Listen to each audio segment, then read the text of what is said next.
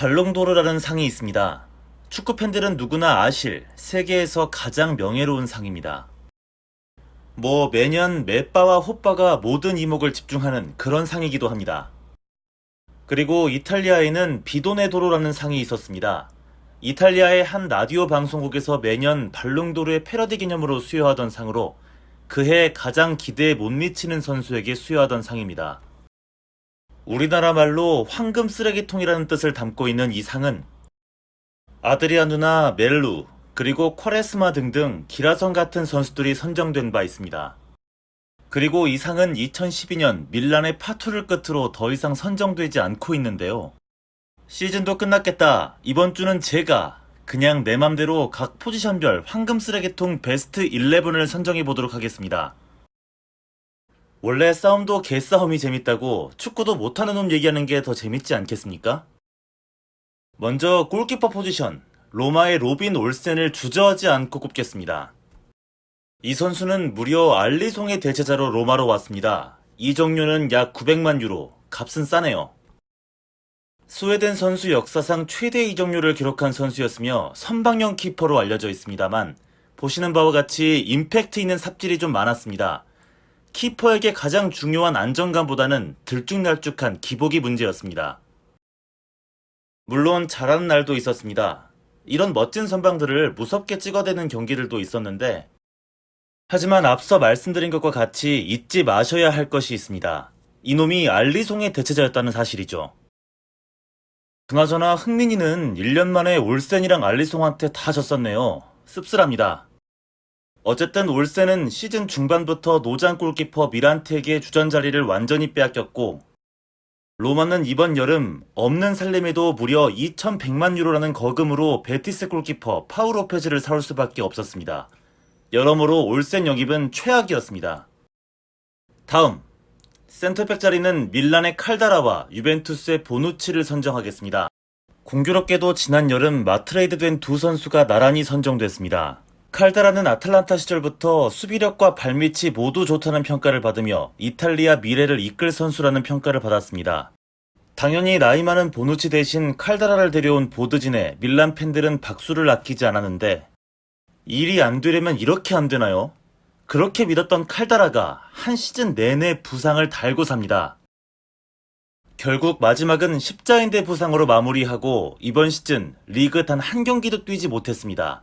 복귀도 10월쯤에나 한다고 하네요.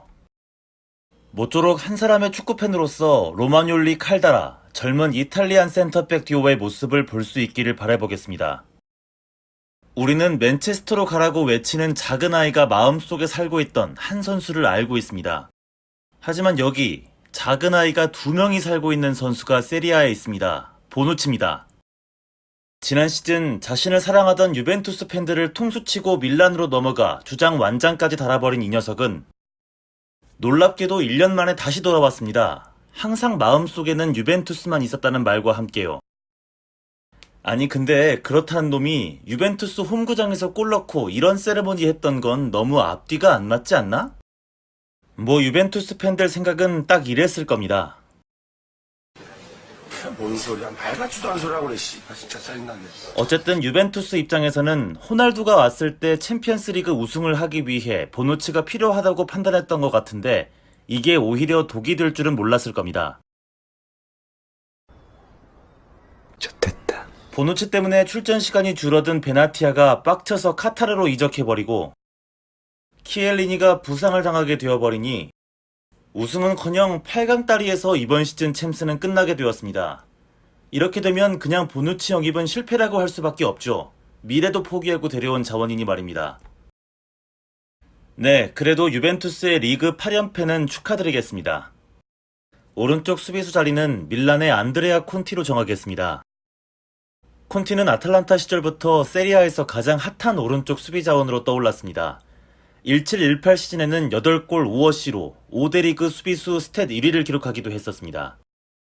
하지만 이런 선수도 훅 가게 만든 것은 바로 부상이었습니다. 딱 리그 2경기만 소화한 상태에서 십자인대가 나가더니 부상 복귀하자마자 같은 십자인대가 또 나갑니다. 결국 리그 2경기 출전으로 시즌아웃. 그리고 2018년 12월 23일 콘티는 피오렌티나와의 경기에서 83분 교체 투입되며 무려 482일 만에 복귀를 하는데요. 하지만 부상 여파였을까요? 원래 훌륭한 공격 능력을 보여주지 못했습니다. 거기다 부상은 이번 시즌까지 여전해서 근육 부상에 이어 어깨 부상까지 가리지 않고 마구 다치며 제대로 풀타임을 소화한 경기가 별로 없었습니다. 밀란에 와서는 경기를 뛰는 영상보다 이런 개인 훈련 영상을 더 많이 본 것 같은데 다음 시즌에는 제발 몸값 좀 하길 바랍니다. 다음 왼쪽 수비수는 인테르의 다우베르트가 황금 쓰레기통의 주인공입니다. 17-18 시즌 무려 2,100만 유로의 이적료로 니스에서 인테르가 영입한 다우베르트. 인테르 팬으로서 참 반가웠던 영입이었던 것이 바로 산토네 호러쇼를 그만 봐도 된다는 기대감 때문이었습니다. 근데 기대를 안고 다우베르트를 지켜보는데 프리시즌부터 뭔가 이상했습니다. 아직 팀 전술에 적응이 안 됐나? 체력 훈련을 너무 빡세게 시켰나? 경기장 잔디 상태가 안 좋나?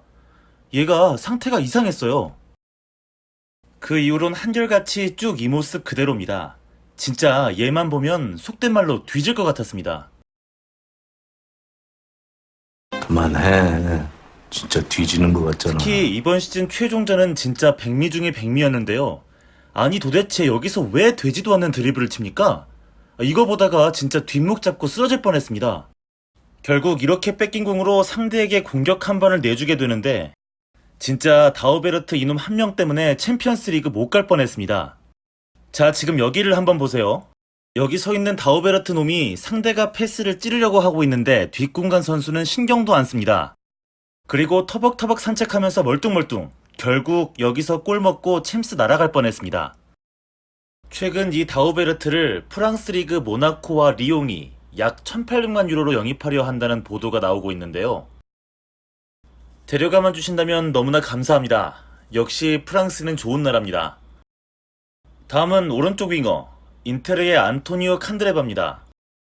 개인적으로 이렇게 드라마틱하게 망하는 케이스가 참 흔치 않은데 인테르 이적 첫 시즌에는 그냥 팀의 에이스였거든요. 이렇게 잘하던 선수였는데 다음 시즌부터 그냥 한순간에 폭망했습니다. 이 기록을 보시면 17-18 시즌 무려 36경기에 출전했는데 한 골도 못 넣었어요. 그것도 측면 공격수 포지션의 선수가 말입니다. 이번 시즌도 다르지 않았습니다. 이런 찬스도 날려먹기 일수. 거기다 진짜 골 때리는 게 본인이 겨울에 이적 요청을 해놓고 본인이 다시 잔류 선언을 때립니다. 아 무슨 G.O.D 거짓말 노래 부르냐 진짜?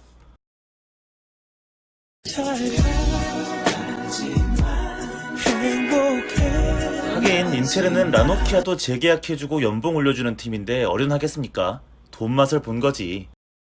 뭐 새 감독으로 온 콘테가 이탈리아 국대에서 칸드레바를 오른쪽 윙백으로 잘 써먹은 적이 있었기 때문에 올해보단 잘하리라 쬐끔 믿어보긴 하겠습니다. 생각보다 할 말이 많아서인지 황금 쓰레기통 편이 한편으로 끝나지가 않는군요. 일단 지금까지 선정한 선수들 정리를 해보겠습니다. 골키퍼 자리는 로마의 로빈 올센, 알리송의 대체자로 와서 주전자 신세가 됐습니다. 센터백 두 자리는 공교롭게도 트레이드 맞상대였던 밀란의 칼다라와 유벤투스의 보누치. 부상이 아쉬웠고 팀 플랜을 박살내는 단초를 제공했습니다. 오른쪽 수비수는 밀란의 안드레아 콘티였습니다. 일단 경기를 좀 뛰어야 할 선수입니다. 왼쪽 수비수의 주인공은 인테르의 다우베르트입니다. 진짜 나올 때마다 한숨만 나오는 선수입니다. 오늘의 마지막 포지션, 오른쪽 윙어는 역시 인테르 소속의 칸드레바입니다. 이제 윙백에서도 못하면 넌 끝이다 진짜. 그리고 남은 포지션 5자리는 다음 주에 마저 선정해 보도록 하겠습니다.